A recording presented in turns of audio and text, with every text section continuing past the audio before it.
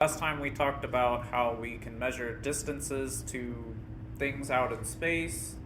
We talked about several different techniques, and kind of what we left at was we saw that everything was moving away from us. So that means if you rewind things, then things would start to come closer and closer together, and that's how we think the universe started, was in a very dense state. So today we're going to talk about the physics of how the universe started at this very small point in space and expanded outwards. And so that's the Big Bang theory. So we'll cover, basically what we've covered in class so far is all of the right side of this image. So we've talked about galaxies and planets and stars, but now we're going to focus on the left side, which is what was going on in the universe at the very beginning.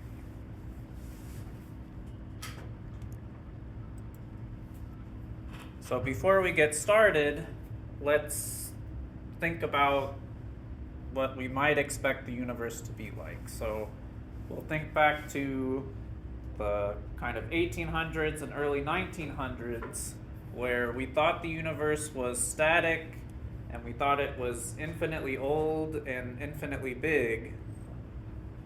And if you lived in such a universe, would you expect the night sky to be bright, or would you expect it to be dark? So I'll let you guys talk amongst yourselves for a minute or two and see what you come up with.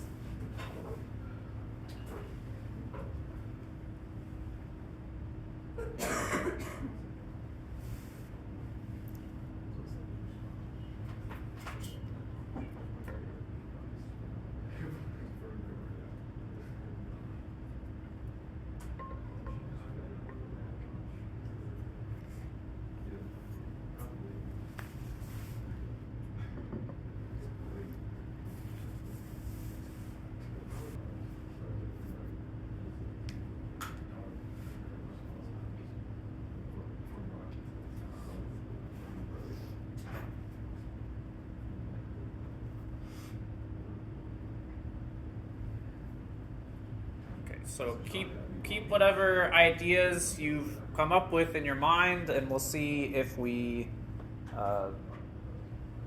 reinforce those ideas or if we have to challenge the way that we think about things. So kind of the giveaway to the question is, what we're going to talk about next is, why is the darkness of the night sky evidence for the Big Bang? And so what that thought experiment is called Olber's paradox. And an analogy to that is, if you're in two different types of forests and you look through the forest, what do you see? So if you're in a really dense forest with a lot of trees, no matter what angle you look at through the forest, eventually you're going to hit a tree. So no matter where you're looking, you're going to see a tree. In a less dense forest, you'll see some of the trees, but you can clearly see through them, and here there must be some kind of coastline, and you can see out to the water. So in this analogy, the infinite universe with infinite number of stars is the really dense forest. And so if you were in that kind of universe, no matter what line of sight you are looking through, eventually you should hit a star. And so therefore the night sky should be fairly bright. But instead, we look up at our own night sky and we see that it's not dark. And so the resolution to this paradox is that we don't live in an infinite, unchanging universe. So that thinking that was pervasive in the 1800s and beginning of the 1900s has to be challenged. And the Big Bang actually helps you resolve this discrepancy. So because the universe is evolving over time, there might have been a time in the past where there weren't any stars to produce light, and so if you are looking along any random sight line through space, you're not guaranteed to hit a star.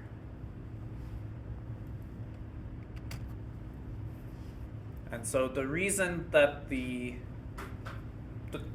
darkness of the night sky is evidence for the Big Bang is that if the universe was this infinite and unevolving thing, then we would expect to see a very bright night sky. But because we have a dark night sky, we think the universe has evolved over time, and the Big Bang is one of the theories we have for the evolution of the universe.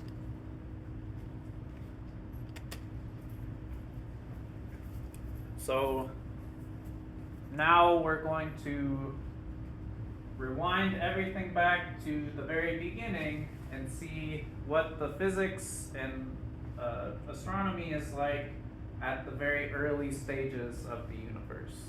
And we'll see how it evolves over different periods of time. So for this class, we're really going to focus on what we call the Dark Ages and then back towards the Big Bang. So if we start with our current really big universe that's really spread out, and we rewind things backwards, then at some point in time, everything had to be very, very close together, and that means things had to be very hot and very energetic. So we're going to get into a regime where we get a lot of just chaos, basically. So you can have gamma ray photons interacting to make matter-antimatter pairs, and then those matter-antimatter pairs can annihilate each other and create photons. And so there's just this constant flux between matter and energy, which is governed by Einstein's E = mc².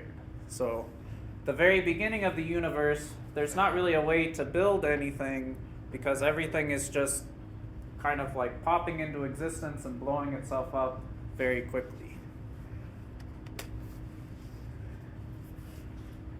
We think that at the very beginning of the universe, all of the four fundamental forces had to be unified. So there's gravity, we've talked about a lot this semester. We've talked a bit indirectly about electromagnetism when we talked about light. So electromagnetism are electric and magnetic forces. Then we have the weak and the strong force. These are both atomic and subatomic forces that govern how atoms and the nuclei of atoms behave. In the lab, we've actually shown that if we can increase our temperatures, we can combine the electromagnetic and the weak forces into one force that we call the electroweak force. We also think that if we keep increasing our temperatures, we can combine the strong nuclear force and the electroweak force into what we call a gut force, or a grand unified theory force. The force that's really weird and not like any of the other forces is gravity. So gravity, you can see on this graph, is much weaker than any of the other forces, fundamental forces that we have in the universe. And in Einstein's equations and Newton's equations, gravity doesn't have any temperature components. So this graph is making a lot of assumptions. The biggest that gravity has some temperature dependence, and that temperature dependence will lead to gravity unifying with all of the other forces into what we call a theory of everything. So the left half of this graph is like established physics, and then as you get further to the right, things are getting much more theoretical and perhaps even like wishful thinking. So if you can come up with a theory of gravity that will combine with all of the other forces, then that's Nobel Prize territory discovery. Okay, so this is a timeline from your textbook. We're going to go through each of the steps and make them bigger so you don't need to look at this particular figure. But it is in your textbook for when you want to study. So the first era that we're going to talk about in the universe is called the Planck era. And this is basically immediately after the Big Bang. So you can see a timestamp and a temperature for each of these different periods of time in the universe. So 10 to the minus 43 seconds after the Big Bang, and at a temperature of 10 to the 32 Kelvin, this is where we think all of the forces have to be unified, and this is where all of the matter and energy of the universe have to be basically in a single point in space. And part of the reason that what we have, our physics that we currently understand doesn't work, is we don't have a theory of quantum gravity. So this is a region of space that's so small that quantum mechanics has to come into play. And there's a lot of mass and energy here, so gravity has to come into play. But we don't know how to make quantum mechanics and gravity work together. And so this is a regime where our theories break down and we don't really know how to describe things. Then the next era is the GUT era, or Grand Unified Theory era. So this is where the strong force, the weak force, and the electromagnetic forces are all together, but gravity starts to uncouple from those other forces. And this is, again, this is fractions of a second after the Big Bang. And the temperatures are going to decrease as we move farther out in time from the Big Bang, and the universe is expanding a bit. Then we have the electroweak era. So this is where gravity is now completely separate from the other forces, and the strong force will start to decouple from the electroweak force. And we still are going to have particles popping into and out of existence, and we're not really at the stage where we're building any like protons or atoms or anything like that. So that brings us to the particle era of the universe. So this is when we can actually start to make some elementary particles. So we'll start with quarks, which are the basic building blocks for protons and neutrons. And in this very early stage of the universe, we showed in the picture earlier, at these kinds of high temperatures, you get matter and antimatter pairs spawning kind of out of nowhere, or from the combination of gamma ray interactions. And our physics says that we should have an equal amount of matter and antimatter. But the universe that we currently live in, we know that we're made out of matter.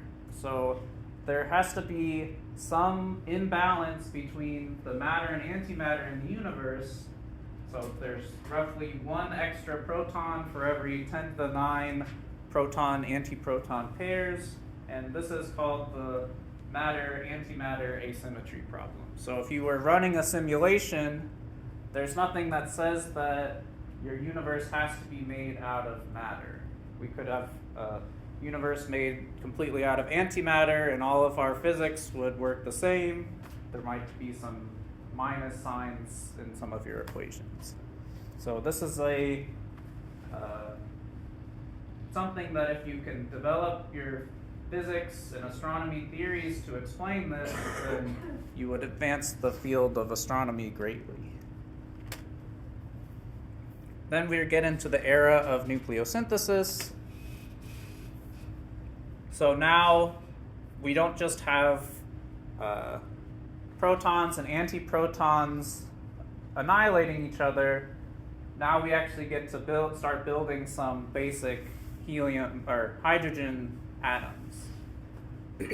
And we have, if you look at the temperatures, these temperatures are still very high, and so these are high enough to do fusion reactions.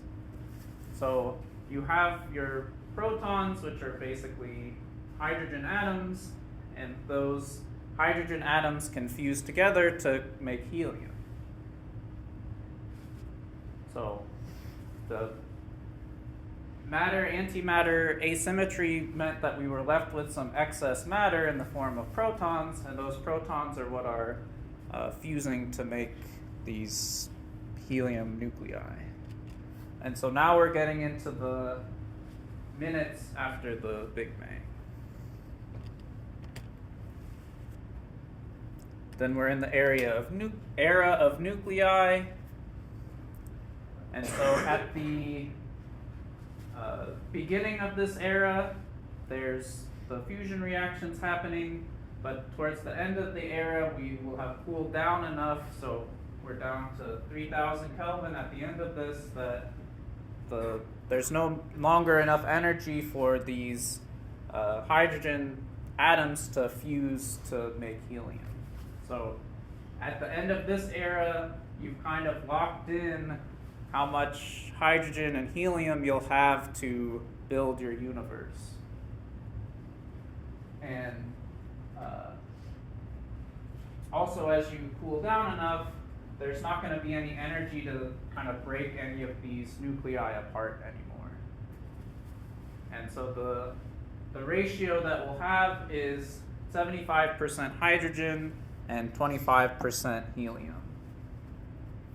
And we'll come back to that in a little bit.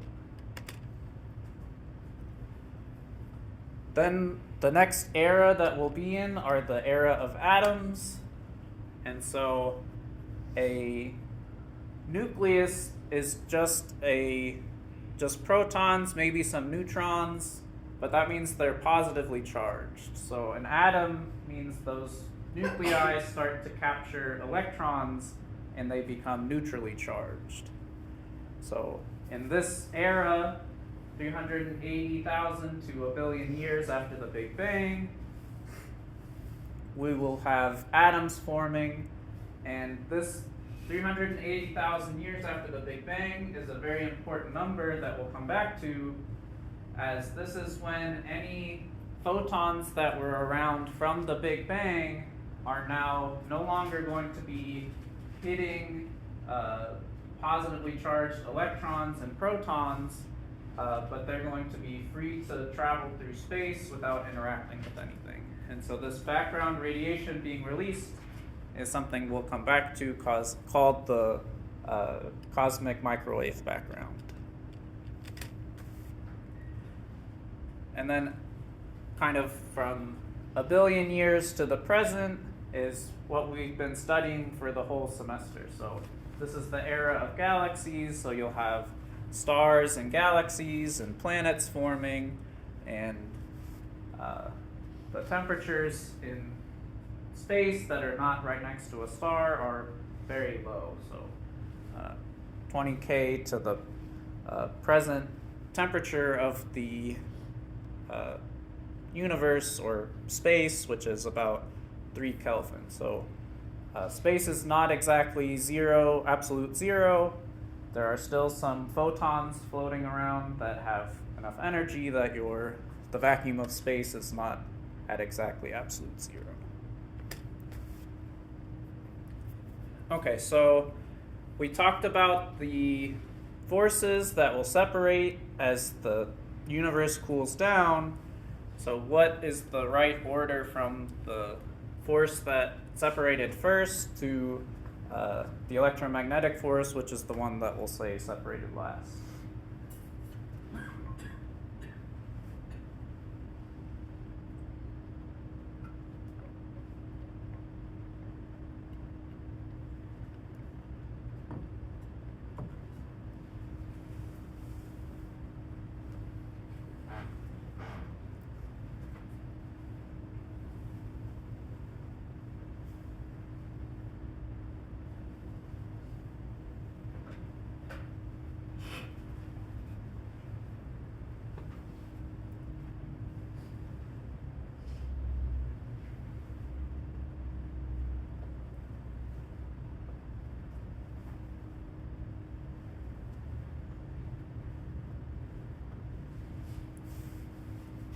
Okay, so gravity is the weirdest force, so it decouples first, then the strong force decouples.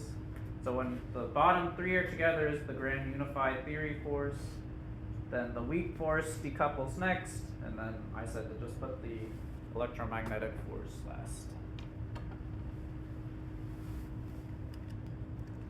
Okay, so if we rewind backwards from present day to some time in the past, we'll see that the universe will get very hot and very dense, and if you keep going until everything is in a single point, that's what we call the Big Bang. So everything is going to expand out from there, and as the universe expands, it's going to cool, and we saw the different regimes of where different physics will come into play that will determine, say, for example, matter-antimatter annihilation, and then start building things like nuclei, fusing hydrogen into helium, and then the nuclei capturing electrons to become atoms, and that freeing any leftover radiation from the Big Bang.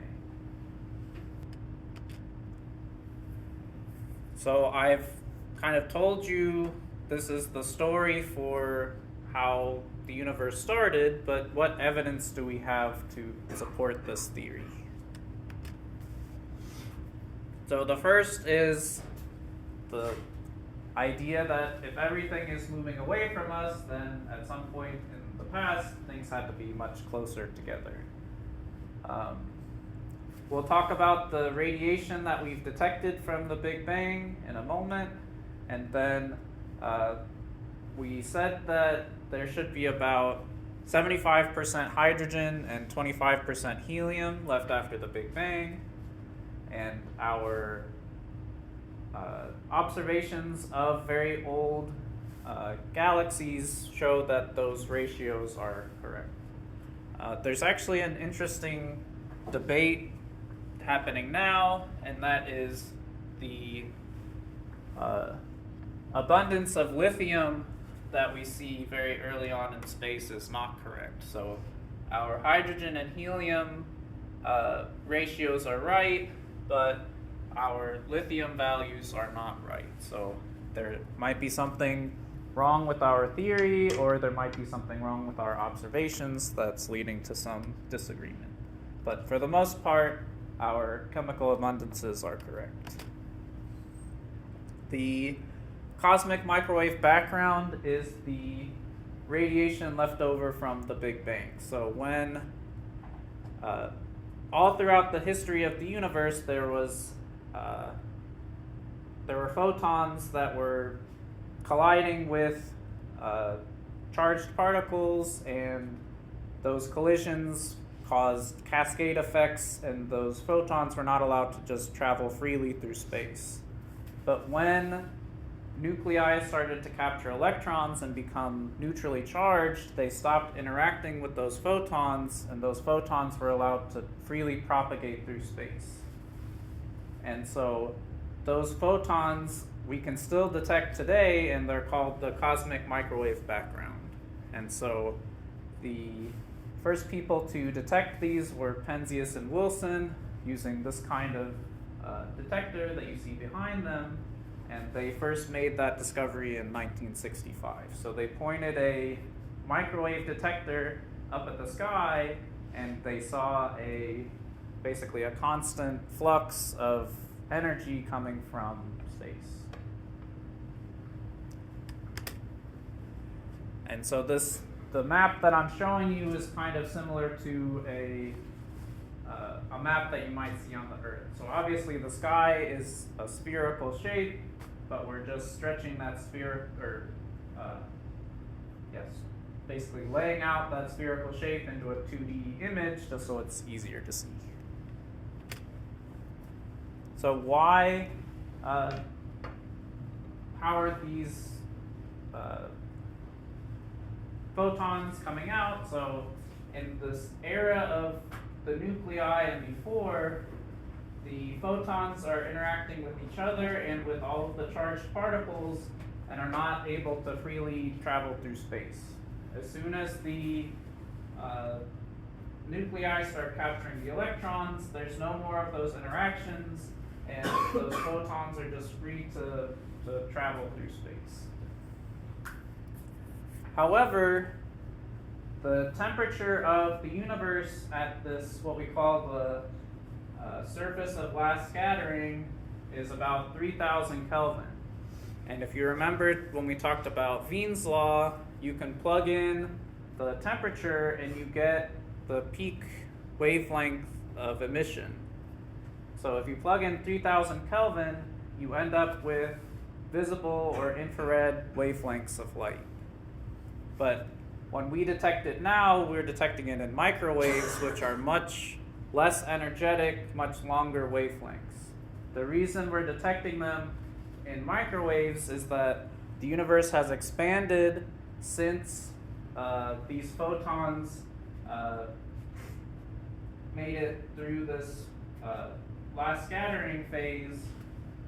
And so these visible and infrared wavelength photons have been stretched out so much that they're now detectable in the microwave range. So further evidence of the universe having expanded.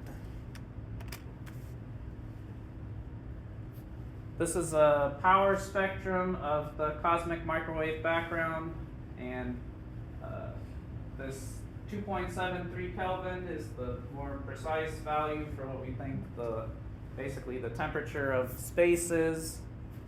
And if you use that temperature to calculate a power curve, which is what this is called, then the red line is the theoretical model, and the circles are all of our data points. So the data and the theory matches very well for what we call the CMB, or the cosmic microwave background.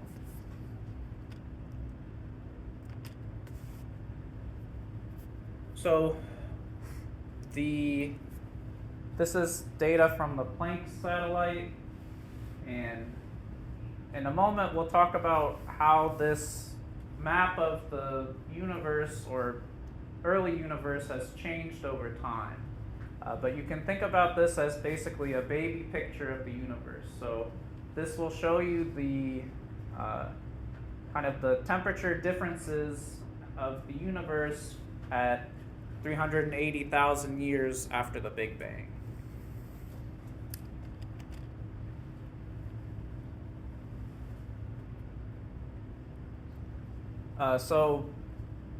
That was all the evidence of the CMB pointing to the Big Bang theory being accurate. Now we're going to talk about the chemical abundances as evidence for the Big Bang. So in the era of nuclei, right after the Big Bang, the temperatures were hot enough to fuse your protons into helium. And so this was happened until the universe was about 5 minutes after the Big Bang. And if you kind of do some math, it takes the hydrogen has 1 proton and the helium has 2 protons. But the helium also has 2 neutrons. So the atomic mass of 1 atom of the helium is 4 times as much as the atomic mass for the hydrogen. And so if you started with these 14 protons and 2 of them became the helium, then you get this 3-to-1 ratio, or the 75% to 25% ratios for hydrogen to helium. And like I said, when we look out at the oldest galaxies that we can find, we get these as the chemical abundances for hydrogen and helium for the gas that are in those galaxies.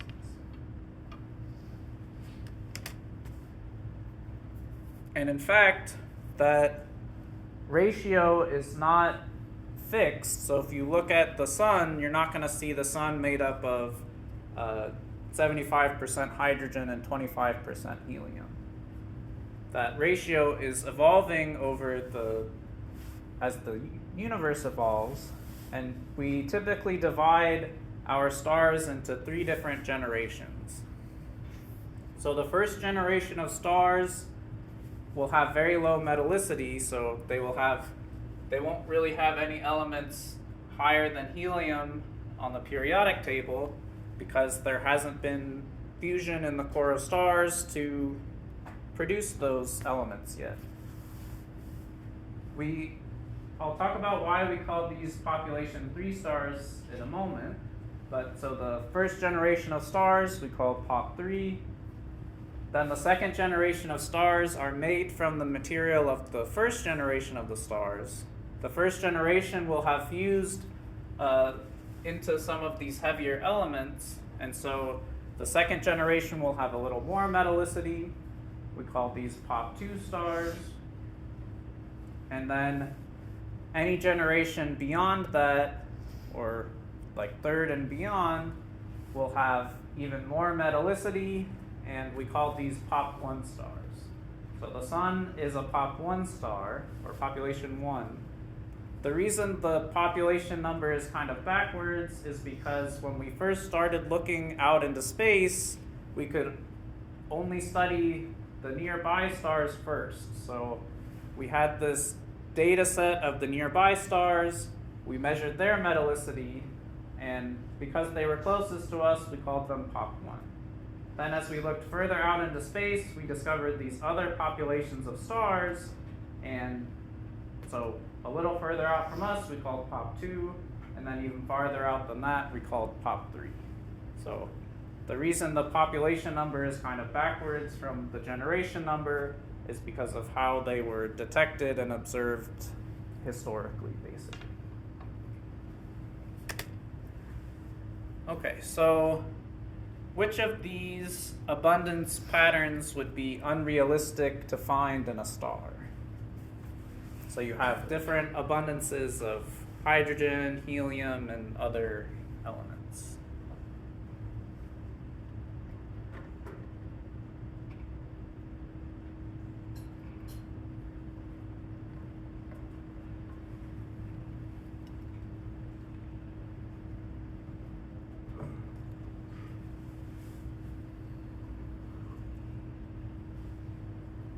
Yeah, so after the Big Bang, the universe had 75% hydrogen, 25% helium. So any star that you make is going to have at least 25% helium in it, because that's the gas that was around after the Big Bang. So you can get lower percentages of hydrogen and higher percentages of helium than that, but you're not going to get a lower percentage of helium than 25%.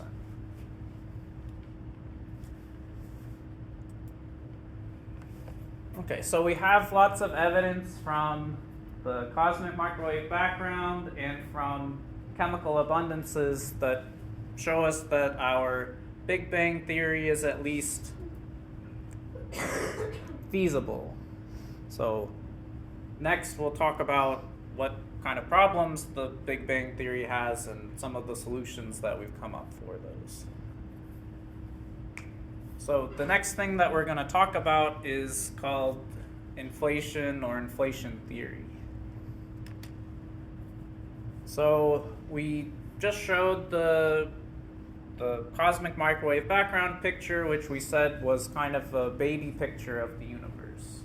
So where does the structure in that picture come from? And we'll see that the matter in the universe is actually distributed fairly uniformly, and we have to explain that. And then towards the end, we'll talk about this idea of what is the density of the universe. So here are the kind of evolutions of the cosmic microwave background that we have detected over time.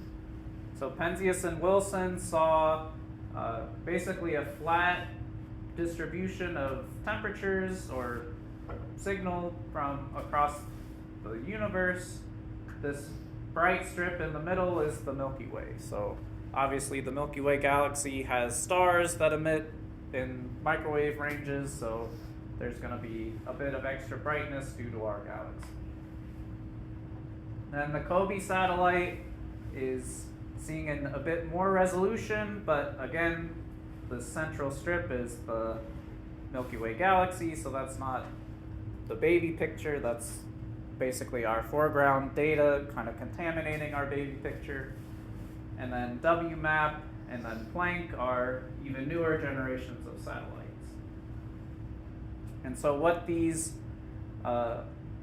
images are, you can think of as temperature maps. So the very early temperature maps just looked like everything was the same temperature.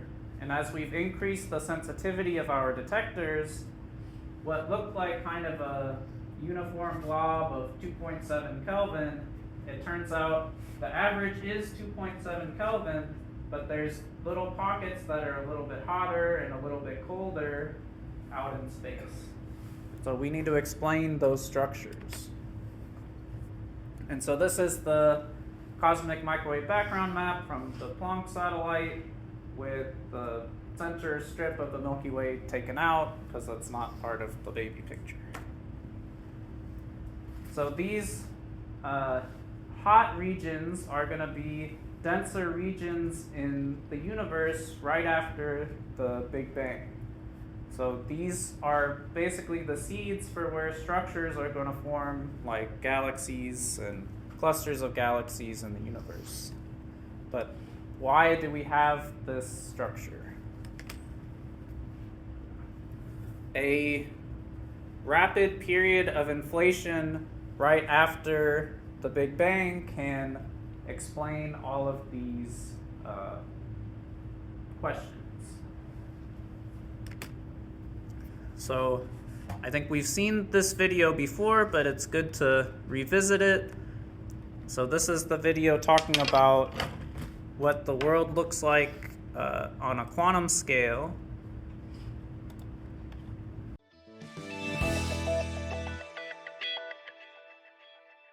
Quantum foam, presented by Science at NASA. Quantum foam. It may sound like the name of a new craft beer, but it's something even more amazing. To see it, you have to dive down the rabbit hole of quantum mechanics, a branch of physics that describes how light and matter behave at atomic scales. In this bizarre realm, matter can be in two places at once. Electrons can behave as both particles and waves, and Schrödinger's cat can be alive and dead at the same time. Or so the quantum theorists tell us. Theirs is a world wildly different from Einstein's. In his highly successful theory of general relativity, Einstein tells us that energy equals mass, and mass warps space-time. Remember the physics analogy of the trampoline with a bowling ball in the middle? Like that ball, which gently distorts the trampoline's canvas, the sun warps the smooth canvas of space-time, enough to make planets move in curved orbits. A whole galaxy warps space-time much more. The more massive the body, the more warping. But if we could zoom in on the quantum realm, we wouldn't see a smooth expanse of canvas gently distorted by massive bodies. We'd see quantum foam. Quantum gravity models predict that space-time is a seething foam of tiny regions where minuscule new dimensions unfurl and then furl back in on themselves, spontaneously appearing and disappearing with inconceivable quickness. These regions blink in and out of existence like the bubbles in the foam of a freshly poured beer. There's no such thing as empty space. There is only quantum foam everywhere. Such is space-time for a quantum physicist. So what the inflation theory is saying is basically, let's take one of those very small regions of space that have all of these quantum fluctuations, and then we're going to have this period of rapid inflation in the universe after the Big Bang, and we're basically going to stretch those quantum fluctuations to such a big size that they're now macro. So we're taking quantum effects and now we're making them big, and so they affect actual real world phenomena. So the regions of overdensity and underdensity are a result of these quantum fluctuations that have been stretched out in the very early universe.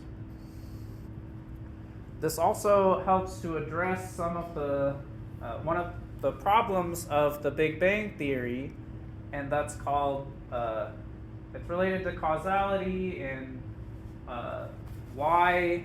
So when we looked at the image or the data that Penzias and Wilson took, it looked like the whole universe was the same temperature. But in order for things, so if we have something on side A of the universe and something on side B, the only way that they can have the same temperature is if photons from both of these sides of the universe have had time to cross the universe and equalize the temperature of both sides. But these two sides of the universe are too far apart to have ever been in causal contact with each other. So there's no reason that the A side and the B side of the universe should have the same temperature. There's not been enough time for photons from those two sides to travel across the universe and reach a common temperature.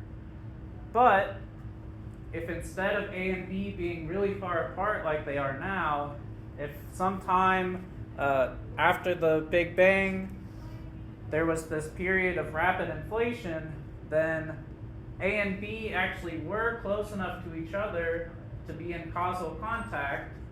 There was enough time for photons to travel between those two sides and reach the same temperature. And now, after inflation, those two sides were spread apart very quickly, and now they're too far apart to be in causal contact, but they were at causal contact at some point in the past, before this phase of inflation.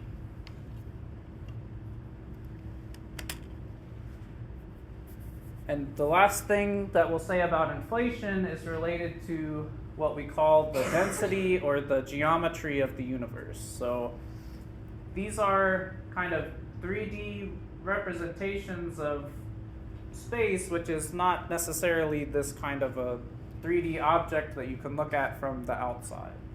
We're embedded within these space-times. So a critical density would mean that your universe is flat.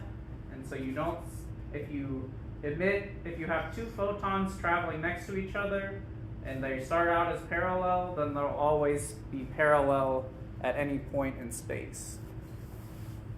If you have a density that's above the critical density, then you would be in like a spherical universe. And here, if I start two parallel photons traveling north, they might start out parallel, but as they reach the pole, they'll converge. And then if you have a density that's below the critical density, you can get this kind of saddle-shaped universe. And here, if I start two parallel photons, say traveling to the right, then eventually those photons will actually diverge. So you can basically, light and physics can behave differently depending on what type of universe you're in. So what does this have to do with inflation? So our current measurements for the density of the universe are that it's almost exactly flat. So it's consistent with being flat, and then there's plus or minus values for our error bars. So it would be really weird for the universe to be exactly flat. Physicists don't like it when things are tuned to a very precise value. But with inflation, it could be that the universe actually does have some kind of curvature, but that curvature has been expanded out so greatly during this period of inflation that we're not really able to measure it. So you can think about this analogy if you had an ant on a balloon. If the balloon is really small compared to the ant, then the ant can detect this curvature. But if you keep blowing the balloon up until it's much bigger than the ant, then from the ant's point of view, the surface of the balloon will appear flat, even though if you could zoom out really far, you could start to see the curvature of the balloon. Another analogy is, this is pretty much how humans perceive things on the Earth. So the Earth is a sphere, but when we're walking around on the surface of it, we see it as flat. And that's just because we're so much smaller than the radius of curvature of the Earth. So inflation could explain why we measure the universe to be flat in terms of density, and that's because maybe there is some curvature and we just can't measure it because we're too small compared to the radius of curvature of the universe.